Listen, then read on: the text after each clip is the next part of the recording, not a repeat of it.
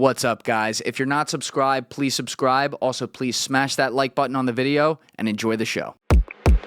Well, we built cities in places that like were kind of below sea level to begin with. Like Boston literally was created from like where Boston sits was below sea level before they built it. They basically built Boston on this island that they created. And Really? Yeah. And New York's actually fairly similar to that. Well, New York was built by the Dutch, whereas Boston was built by the English. So they were doing the same thing? They're doing very similar things. They're basically like, we want to have this port. This is kind of a marshy wetland, you know, kind of quasi shoreline. We're going to build it up a little bit. We're going to put a bunch of sediment and we're going to basically build a little island. Yep. Now, that basically just like, even if climate change wasn't real, there are going to be problems with that, right? Like there's going to be weather events that, you know, fluctuate the water levels. There's going to be hurricanes. There's going to be those different things. And basically that, for cities like New York, Boston, Miami, a small change in sea level rise could be a pretty big difference maker. But it's not going to like provide these doomsday scenarios of like water flooding the streets and people dying. And like, you know, there might be an extreme weather event that harms these cities, but sea level rise isn't expected to like dramatically raise the water levels to the point where like right here we'd be underwater. And what is that sea level rise primarily supposedly going to be caused by, and how much is enough to put us over the top in, say, New York? Is it like 6 inches or 6 feet? I honestly think we could prevent the worst damages from sea level rise just through upgrading our infrastructure. Like, we're pretty good at controlling water. Like, you think about all the dams we have and all the seawalls that are being put up in Miami. Yeah, you got to spend some time in Hoboken, man. We're not too good at it here. Well, they got to figure that out. I think, like, I'm trying to think of, like, if climate change is going to get worse, what are the things that we can prevent the worst impacts from? I think sea level rise is probably pretty easy because you can build seawalls. You can kind of prevent. You can raise places up. You can build homes like they do in Florida. How would you raise New York? I don't know. That's above my pay grade. But they did it before. I know that it's harder now because there's some buildings on it. Fucking huge skyscraper. I don't know. I don't think you can raise New York. You can raise Miami though. But Miami's so developed now too. It is, but there's parts of a lot of, you know, it's a little bit less of a sprawl from a skyscraper perspective. New York has like New York has the biggest skyline in America, so you have a lot harder of yeah. Look at that. Look at the wallpaper. Like if we can cut to camera 4 there, Butch. Like imagine just like being like, oh yeah, let's put a little sheetrock below this. Like yeah, no, you can't build this up, but you can control water pretty easily through seawalls and through basically natural protective mechanisms. You can plant more like water plants, like wetlands and grasslands and stuff like that basically suck up a lot of the water. They prevent it from getting to the shores. What my point is that I don't think the sea level rise in a place like New York is going to be so bad that New York is like ruined. I do not see that ever being a scenario. What I see as being like the unpreventable things are like the migration, the energy loss from how much we have to use. If it's hotter and hotter and hotter, we have to use more and more energy. The farming. There are certain parts of the climate stuff where it's like it's a little harder to adapt, and you can adapt to rising sea levels a little bit easier than some of these other things, is what I'm saying. Yeah, can we Google this, Butch? How to raise the ground level of a city, or ways to raise the ground level of a city. Let's start with how. We can go there. All right. Let's see. There's AI. No.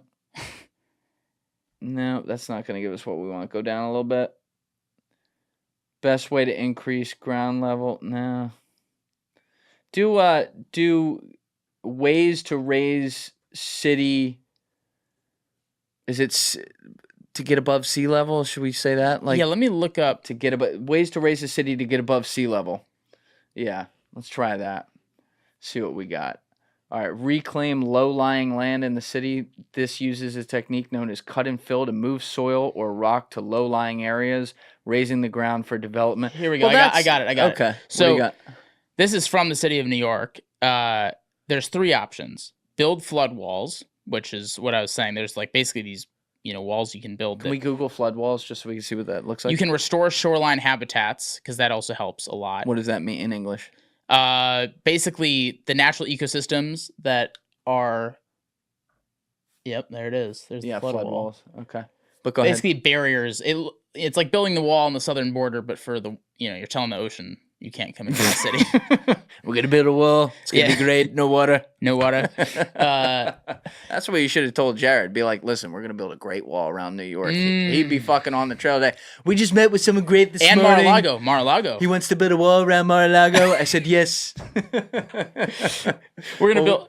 Yeah, I think that's actually a very important wall that they should build down there. But you were on the second one. So restore shoreline habitats. So like we basically destroyed a bunch of shoreline habitats through the development of these cities and ports and everything. There used to be grasslands and wetlands and all these kind of natural ecosystems.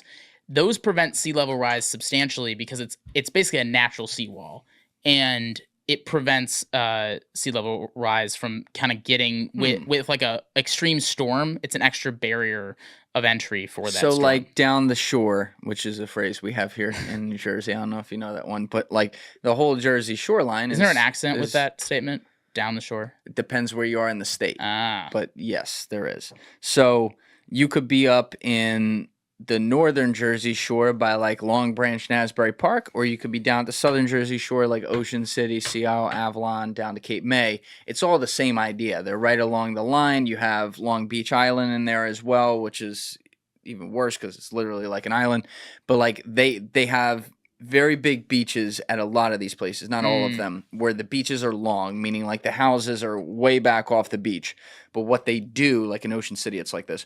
They build giant dunes right there. And that was always explained to me as a kid as like, oh, that helps prevent against the storm. Yes. But that could also be helping prevent against sea level That's rise. Exactly right. It's exactly that sort of thing. And well, the storms are where the sea level rise is actually going to become a problem. Like it's not going to be a day-by-day problem. It's going to be if the water levels are 6 inches higher than they should be, and then an extreme storm comes in, that just makes the storm's impact 6 inches greater. Like basically like if the sea level rise is minimal, but then an extreme storm comes in, then that minimal increase in sea level rise actually ends up making a difference because the extreme storm basically made it worse. So understood.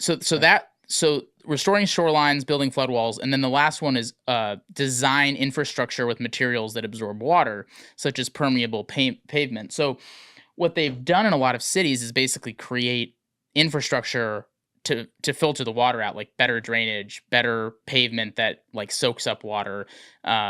These are technological improvements that can happen in cities. I guess my main point is like I don't know a lot about building sustainable cities to sea level rise. All I know is that scientists are not as worried about sea level rise as they are about the other impacts of climate change. And what's their reasoning for that? It's easier to adapt to. Like you can build flood walls. You like can build infrastructure.